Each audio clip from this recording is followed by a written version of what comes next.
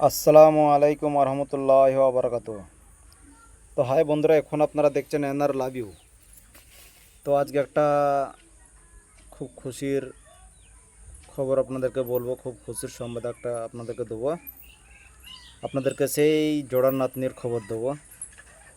আমার যে জোড়ার নাতনি হয়েছিল, যমজ মেয়ে হয়েছিল আমার মেয়ের, তো একটা প্রয়াত হয়ে গেছেন, একটা মারা গেছেন।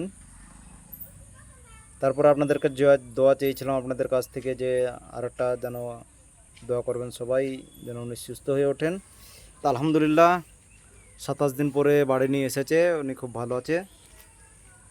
কথাও বললাম ভিডিও কলে, 2 দিন ধরে কথাও বলছি, অসুবিধা নেই। আর কার দোয়া কখন কাজে লাগে বলা যায় না উপরওয়ালার কাছে।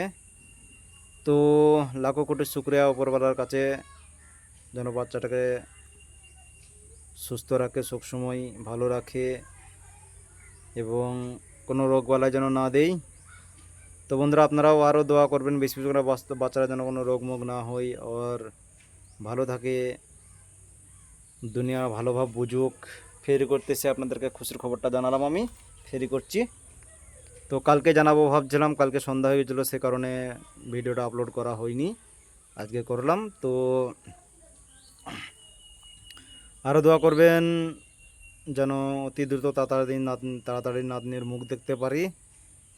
আপনারা দোয়া করবেন, সাপোর্ট করবেন, ভালোবাসবেন, এনআর লাভ ইউ চ্যানেলকে ভালোবাসবেন, যেন রহিমানিক চিত্রপুর মতো হতে পারি, খুশির ভান্ডার বাপ্পার রাজ্যের মতো হতে পারি এবং হোসাইন মনসুরের মতো হতে পারি। আর সত্যি খুশির বিষয়, আপনাদের কাছে বারবার রিকোয়েস্ট করব বন্ধুরা, যেন নাতনির জন্য বেশি বেশি করে দোয়া করবেন, খুব ভালো থাকে, সুস্থ থাকে। তো সবশেষে একটাই কথা বলবো, আমি খুবই খুশি নাতনি পেয়ে। আমি সত্যিই খুব খুশি, খুব লাকি।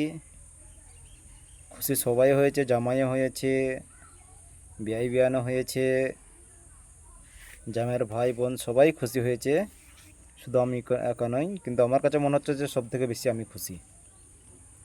তো সবার জায়গা থেকে সবাই ওইটাই ভাবছে যে আমার জায়গা থেকে আমি বেশি খুশি। তো ভীষণ এক্সাইটেড হয়ে আছি, কখন নাতনির মুখ দেখবো, কখন কোলে নেবো, কখন বুকে জড়িয়ে নেবো, এই আশাতেই আছি। আল্লাহ তুমি আমাকে তাড়াতাড়ি বাড়ি যাওয়ার জন্য কবুল করুন। তো আজকে এখানে অবধি, পরবর্তী ভিডিও আবার দেখা হবে, ততক্ষণ অবধি এনআর লাভ ইউ চ্যানেলের সঙ্গে থাকুন।